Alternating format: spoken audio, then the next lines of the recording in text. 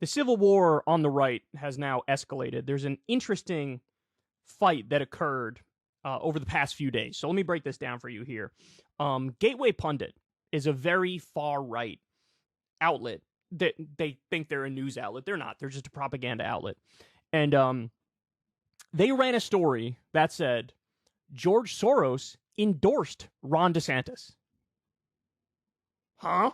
Excuse me? For those of you who don't know, and I'm sure most of you do, George Soros is, he's a billionaire, massive capitalist, but he's also a big-time supporter of the Democratic Party. He's one of the big money donors, if not the biggest money donor on the Democratic side. And so, even at face value, like, everybody's got a bullshit meter. And your bullshit meter should go off in certain circumstances. If you see a headline or you see an article or you see people saying something and something inside you just like, that doesn't sound quite right, trust that inner voice and then do a little more digging to find out the truth. Because Gateway Pundit just lied. Like, they just flat out lied about it. So what they did is they took comments from Soros and twisted them. So what Soros actually said is, I think DeSantis is going to beat Trump, and I think they're going to have basically a massive civil war on the right, and that's going to turn the election over to the Democrats. But he called DeSantis, like, ruthless, and maybe some other words that, similar in that vein. Like, he's ruthless, he's intelligent, et cetera, stuff like that. In no way, shape, or form did he endorse him. He just described what he thinks is going to happen and also what he wants to happen. He thinks DeSantis and Trump are going to rip each other to shreds. DeSantis is probably going to win. Trump might run third party or something, or as an independent, just hand the election over to the Democrats. And he's basically like, rock on, No endorsement by any stretch of the imagination. So Gateway Pundit just lies and says, George Soros endorsed Ron DeSantis. And, of course, the DeSantis stands are pissed about this, and they're, like, fighting back. But what happened here with Kari Lake, this is just an interesting twist of the story that I wanted to add on here. Kari Lake previously loved Ron DeSantis. She loved Ron DeSantis. She loved Donald Trump. She's just a far-right kook, and anybody who's part of the team, it's like, I love you. And she very famously said that Ron DeSantis has BDE. I know all of you know what that is, but for like the 3 people out there who might not, that stands for big dick energy. So she loved the guy, but she takes this Gateway Pundit article and runs with it as if it's accurate. So this is from Mediaite here. Failed Arizona gubernatorial candidate Kari Lake has turned on Florida Governor Ron DeSantis, on whom she once lavished praise for his BDE and called a model Republican for governors around the country. On Thursday, Lake shared an article from the conspiracy-mongering website Gateway Pundit, accompanied by its misleading title, The Kiss of Death, Florida Governor Ron DeSantis, endorsed by George Santos. In truth, the billionaire progressive megadonor had not expressed a preference for DeSantis, instead merely predicting that he would beat out former President Donald Trump for the Republican nomination in 2024.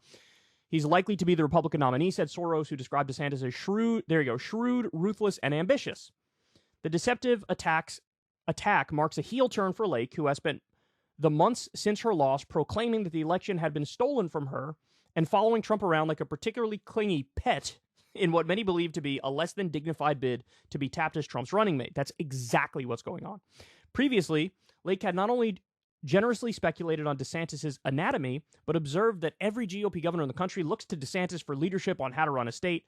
At one point, during her doomed campaign, she argued that the fact that DeSantis had endorsed her told voters everything that they needed to know. And this is the clip here of her saying, big dick energy, we don't need to get into it. DeSantis stumped for Lake on the campaign trail, and during an event with the governor, she declared that earning the moniker DeSantis of the West was the greatest compliment you could pay me, except for, of course, Trump and address. Lake fell short to her opponent, Katie Hobbs, who was widely criticized in Democratic circles for having run a mediocre campaign, by 0.6%. Hobbs' Republican predecessor, Doug Ducey, prevailed by 18.2% in 2018, a Democratic wave year. DeSantis had not yet formally announced a challenge to Trump for the Republican nomination, but is widely expected to later this year. So, you guys know the story of Kari Lake. Massive election denier, Trump sycophant, was all in on, saying we need election reform, we need to turn the 2020 election back to Donald Trump. This is nonsense. really portrayed herself as an heir apparent to the Trump throne and totally in his vein, hardcore MAGA wing type. And that's why she lost. That's why she lost. If you look at the midterm elections, all of the non-Trumpy Republicans did the best. All of the Trumpy Republicans did the absolute worst.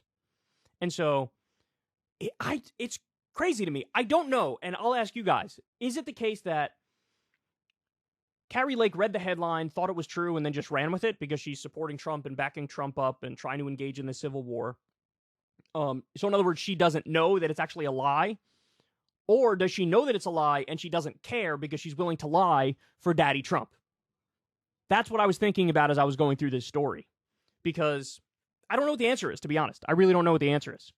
But how many people on the right didn't read past the headline, saw George Soros endorse DeSantis, and they're going to be like, right on, that's accurate, and that's why we now hate DeSantis? I don't know. But Trump is not going to stop, y'all. This is the thing. He fights really, really dirty, but oftentimes it works. So DeSantis has responded a little bit here and there to Trump's attacks, saying, hey, man, look at the scoreboard. Guess who did the best in the country? You're looking at him, saying, hey, as you're smearing me, I'm fighting Joe Biden and standing up for all Republicans, and you're smearing Republicans.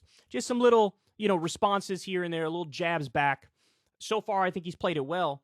But Trump ain't stopping, dog. He's leaning in. Now, is this going to hurt Trump, or is this going to help Trump? Again, I don't know the answer to that yet. We're going to have to wait until it comes out in the polls. But as of right now, the polls are relatively stable, being that Trump has a little lead on DeSantis, but it certainly is not, an insurmountable lead by any stretch of the imagination. Now, the more people that get in the race, the more that hurts DeSantis and helps Trump. But even with the other people in the race, Trump is,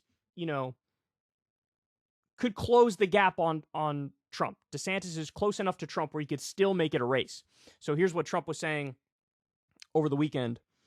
I will never call Ron DeSanctimonious Meatball Ron, as the fake news is insisting I will, even though Fox News killing lightweight Paul Ryan is revered by him. Low-energy Jeb Bush is his hero and always at his side. That's not even true. Jeb Bush is his hero and always at his side. His beaches and state were closed for long periods of time. This is coming from the guy who presided over shutdowns basically all across the country. Where was I? His testing for the China virus didn't work out too well, and his loyalty skills are really weak. It would be totally inappropriate to use the word meatball as a moniker for Ron. The big guy's back doing Trump things. And then we have one more, so he didn't stop. He kept going all weekend. Ron DeSanctimonious wants to cut your Social Security and Medicare, closed up Florida and its beaches, loves Rhino Paul Ryan, Jeb Bush, and Karl Rove, disasters all, is backed by Globalist Club for No Growth. Oh, man. Lincoln Pervert Project. Oh, that's good. An uninspired Coke, and it only gets worse from there. He is a rhino in disguise, whose poll numbers are dropping like a rock. Good luck, Ron. He's such a petty bitch. Oh, my God. It's like he's in high school. It's unbelievable to watch. Now, again, to this point, DeSantis he hasn't budged much in the polls with all these attacks from Trump. And that's interesting to see because that never happened before. Trump in the past, if he goes for the jugular of low-energy Jeb, he goes for the jugular of Lion Ted, he goes for the jugular of little Marco Rubio, they sort of immediately tanked. DeSantis has not tanked yet. So that's probably why he's leaning in more and more and more with these attacks. But I don't know how it's going to end. Now, to be fair, Trump did not endorse the lie yet. I don't put it past him to not do this, right? I think he very well may do this, but he didn't endorse the lie yet that George Soros endorsed Ron DeSantis. But, TikTok on that, that train could come any day now. So we'll see. But right now there's a civil war, but it's a very one-sided civil war.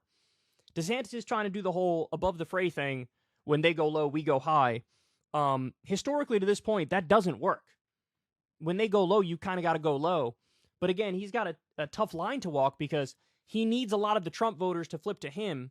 And so, you can't be you can't be too sycophantic because then you're just saying just vote for him. But you can't be too hard on him because then you're going to alienate people who think you're being unfair, even though Trump's being very unfair, right? And so he's got a hard line to walk. To this point, he's done it okay, but I don't know what's going to happen moving forward. Certainly have my eye on it, but it's important to point out the Trump people have just resorted to lying, right? They're just flat out lying. The George Soros thing is a lie, and so it's interesting to see some of the DeSantis people who previously voted for Trump twice, by the way, being like, "Oh, I can't believe that Trump's little sycophants are now lying on his behalf," and it's like, bro, that's their MO. Of course, they've done it about a million other people. Now you're just mad they're pointing the guns at your dude. So I will say DeSantis' foot soldiers have been aggressive fighting back against Trump. Remember when Trump called DeSantis a groomer and showed the picture of him with younger girls, which, by the way, yeah, it was kind of yikesy of Ron DeSantis to do whatever he's doing in that picture, right? But DeSantis' people were out there like that, like, hey, dog, here's a picture of you with Jeffrey Epstein. In fact, here's 17 pictures of you with Jeffrey Epstein. Hey, there's over 20 accusations of sexual assault, including things as extreme as rape against you, Donald Trump. What say you?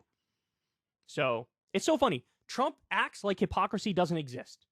Like, he'll make a criticism that he's 100% guilty of, and he just acts like, that it's not possible for you to respond with his crimes, which is hilarious. It's an amazing... Somebody's got to study that dude's brain, man, because there's something missing. Like, the shame part is missing. There is no shame. There is no sense of hypocrisy. It's just he's a bull in a china shop, as the old saying goes. So there you have it. It's getting ugly out there. If you want to see me and Crystal Ball interview legends like Noam Chomsky, Cornel West, and more, subscribe to Crystal Kyle and Friends on Substack. $5 a month gets you the video version a day early. Remember, we take 0 ad dollars for this podcast. Or you can sign up on Substack for free and get the audio version a day later. Link in the video description box below.